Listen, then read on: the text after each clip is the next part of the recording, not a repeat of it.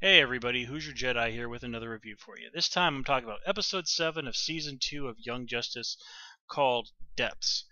Honestly, I've got some rather mixed feelings about this episode. While I did think that the characterization that was going on here was pretty solid, there's a lot of aspects of the plot that really bother me. So we'll get into all that, but let's start with the characterization side of things. I think this is probably the strongest look at Lagoon Boy in terms of characterization that we've gotten in the series so far. We only briefly see him in season 1, and so far in season 2, his whole shtick was pretty neatly summarized by Superboy on Ron in that he's a jerk, but he's good to McGann.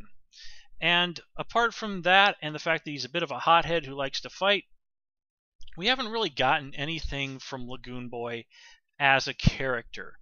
And frankly, I think that's ultimately to not just the it's ultimately detrimental to both the storytelling of the show and honestly to the character of McGann. When Superboy basically calls Lagoon Boy McGann's rebound guy, you can tell from her reaction that he's hitting pretty close to home there. And in terms of that, and in terms of what we see in the story, it really does feel that way.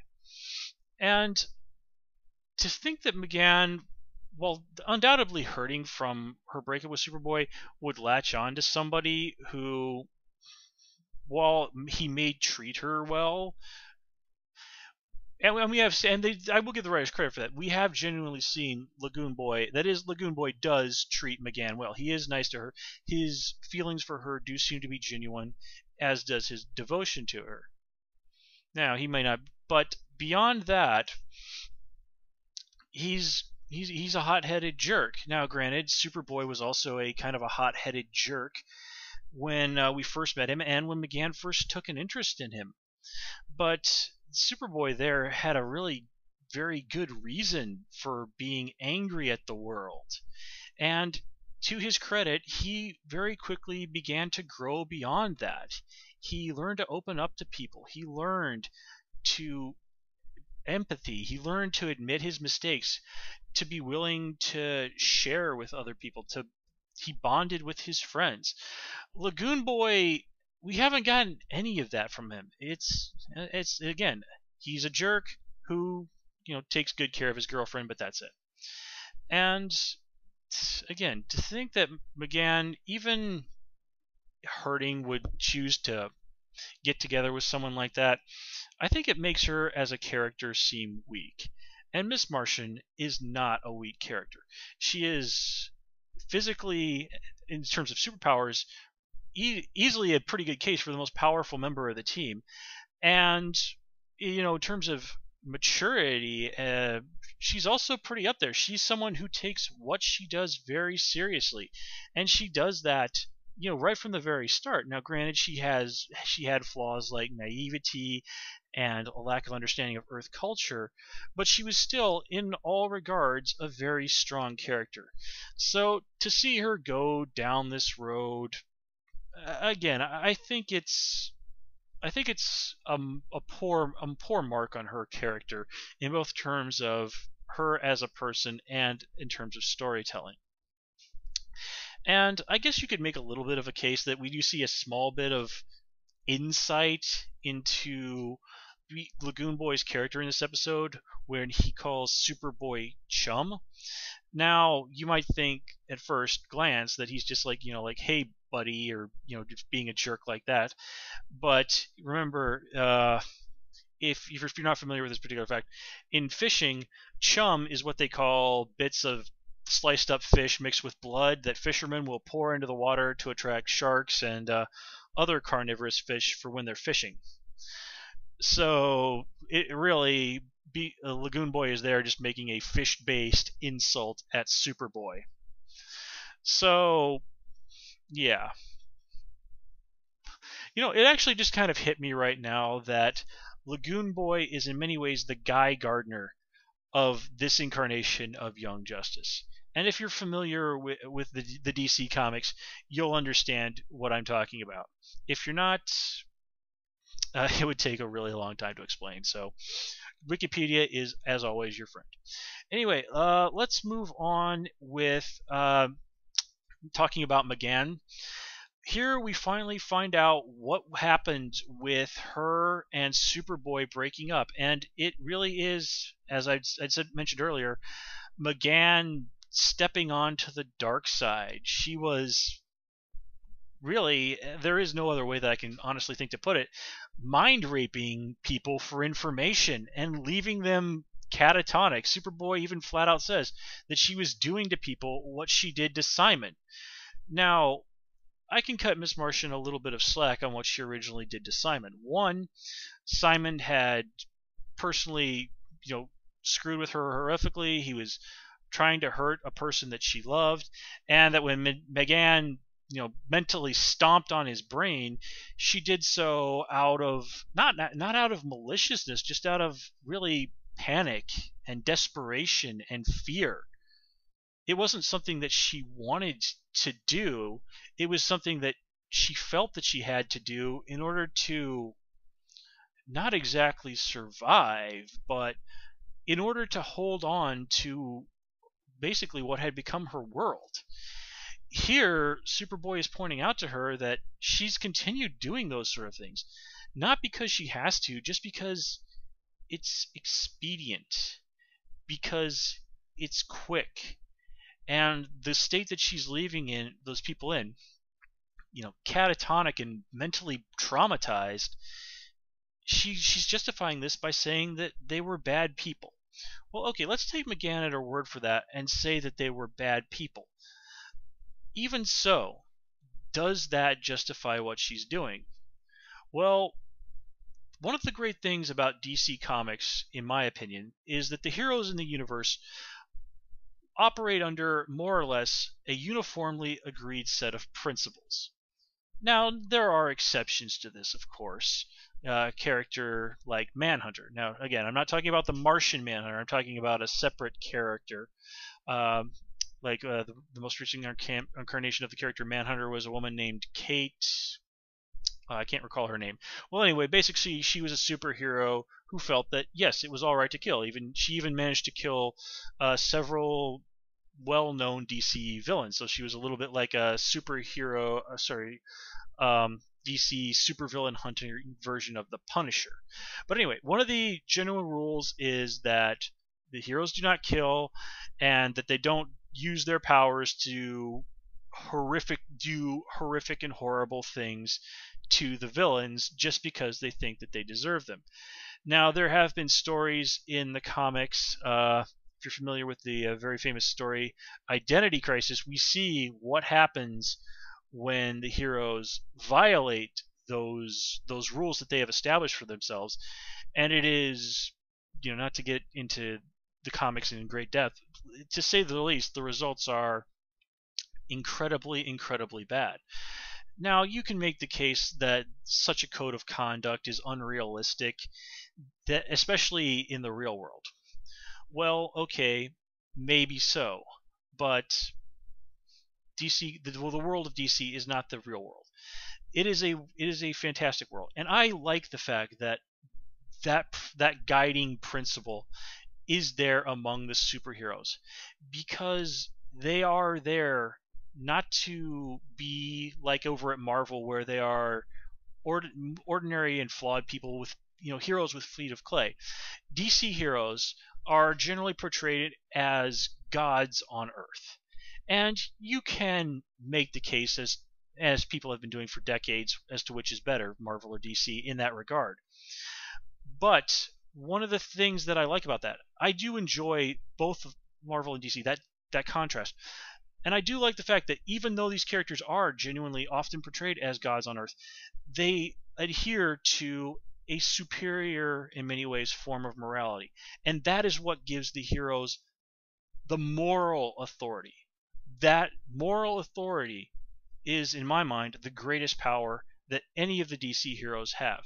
They operate on a code of conduct that allows the citizens of the DC universe to place incredible trust in them. And for the most part, the heroes live up to that trust. And I find that personally to be extremely inspiring. Now, let's step, and sorry about going off on a bit of a tangent there, but let's step back onto what's going on with M'gann. Well, M'gann is quite clearly violating that code of trust, that code of ethics. She is doing things, hurting people, and then justifying those actions. And even if you can allow her the pass that she is doing that to the villains, the fact that she tried to erase the knowledge of what she was doing from Superboy's mind is genuinely indefensible. And M'gann does not even try and defend herself when Superboy points this out to her.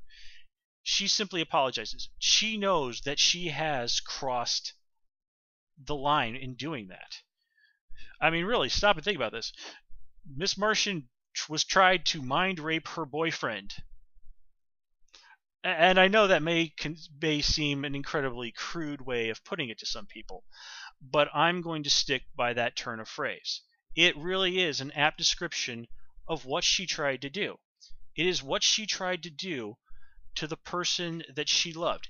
It is what she tried to do to the person who, of anyone on earth who is not her uncle, who has shown her compassion and understanding, and most of all, acceptance, to do that to a person who has done all of those things for her, who has given so much to her like that. Really, how could Superboy do anything but walk away? And just the fact that he doesn't tell the rest of the team what she's been doing to the villains. He doesn't tell the Justice League about this, even though, by all laws of common sense and honestly the code that the DC heroes operate under, he should tell someone. And we've seen in the previous episodes that M'gann is not above doing those things. She is not above vindictiveness, of hurting villains because she thinks that they deserve it. And folks, that is something to genuinely be worried about for the team in terms of storytelling. And again, M'gann as a character. And honestly, I do have some mixed feelings about this because I really do love M'gann a lot. But I'm actually okay with this because while I may not like what's going on with her in terms of Lagoon Boy, this sort of, honestly, Anakin Skywalker thing that she has going on, where knows that she has done something horrific, but and does want to move past that thing. She does not want that dark thing that she has done to be the thing that defines her. It's a very Clone Wars sort of Anakin Skywalker I'm talking about here. That darkness is still within her. That temptation to take the easy route, to let her anger get the better of her, is still there. And that does have the potential for some really great storytelling. So anyway, let me see here. Let's move on to what's going on with the rest of the team. We don't really get a huge amount of insight into them character-wise here. We do surprisingly get some very interesting characterization from, of all people, Black Manta. His secret test of character for Aqualad. It really is surprising that even though he's a villain, even though he's doing these terrible things, he was in his own very twisted way being a good father there. He showed Aqualad that Aqualad proved to him that he was not the sort of person who would take credit for something that he did. And Black Manta even points it out to him that you did well. You have proven yourself. I am proud of you. And even though they are engaged in acts of villainy here, of trying to destroy something that does seem to be genuinely good and noble, the fact that Black Manta is complimenting Aqualad on honesty and integrity, even though he's a villain, that there really is no way other than to say that he is genuinely, at least in that regard, being a good father. So yeah, there's more than a little bit of irony there. And I do have to take a moment to point out that if you're paying attention to the voices in this episode, one of the Black Manta goons that reports to Aqualad is played by Nolan North, who is of course the voice of Superboy. But what I was intensely amused to hear this episode is that he was using the voice of the Jedi Consular from his other role in Star Wars: The Old Republic. It is literally the exact same voice. And as someone who has spent many, many hours playing the Jedi Consular, I was just hugely amused by that. In terms of characterization for the other folks, well, we of course get to see some, more of the cute stuff between Wally and Artemis, and that's enjoyable. And we do get some implications that there's some very unfortunate, very complicated things that have happened between Tim and Zatanna in the intervening years, which I'm sure will, of course, come up pretty soon. But the real juice of the story is the plot of this episode. Here, the big thing being, of course, that Aqualad is a deep cover mole working for the team to find out who the Light are cooperating with, and that the whole thing with him killing Artemis is a ruse that only Nightwing, Artemis, Wally, and Aqualad know about. And in terms of all of that, that's all really good storytelling there. I genuinely was surprised at that. Now, I didn't honestly think that they killed Artemis off. I had a feeling that there was going to be something that would happen, but was it going to be, some kind of were they going to find a way to resurrect her later on? Was time travel going to pop up and things? I just didn't know. So that was a really good surprise there. But let's get into my big problems in terms of storytelling with this episode. All right, the first one is that Miss Martian and Superboy talk about how Miss Martian is using her powers of telekinesis to fake Superboy being able to fly. Now, given all the technology that is floating around in the DC universe, they honestly couldn't come up with something that would allow Superboy to discreetly fly. They had to depend on Miss Martian's powers. Now that's bunk, folks. I can rattle off the top of my head at least 5 gadgets from the DC universe that are small enough, like to easily allow someone to fly, often disguised as a belt. I think who was it, Stargirl or Skyman? Nah, whatever. There's more than a few DC heroes who have access to that technology. So it just seems to me that the team would have been far better off using that than relying on Miss Martian having to split her attention that way. But again, that's a pretty minor quibble. One of my big problems, of course, is a lot of things that happen in this episode are examples of our heroes being stupid. For example, Nightwing and Artemis choose to hang out in a place that has a big sign saying that when the shuttle takes off, this area is basically going to turn into a barbecue. And 5 minutes before the ship takes off, they're still hanging around there, not making any noises about getting to safety. And they don't even seem to be concerned about, even though they know there's a very good chance that bad guys are going to attack, they don't seem to play any concern about the possibility that they might get pinned down there and barbecued when the ship takes off. Which, of course, is almost exactly what happens, and then they have to get out of there at the last minute. And during all that, it seems, and I might be misreading this a little bit, that they only notice, oh gee, if we stay here, we're going to get barbecued at the last minute. Even though they were standing for what was likely hours right next to the sign saying, if the ship takes off, this area is going to be filled with fire.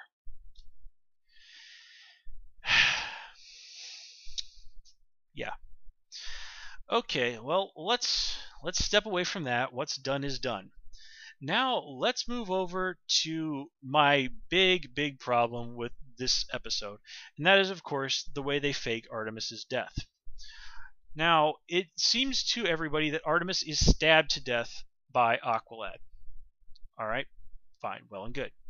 So, after she is apparently stabbed, Nightwing chooses to perform CPR on her.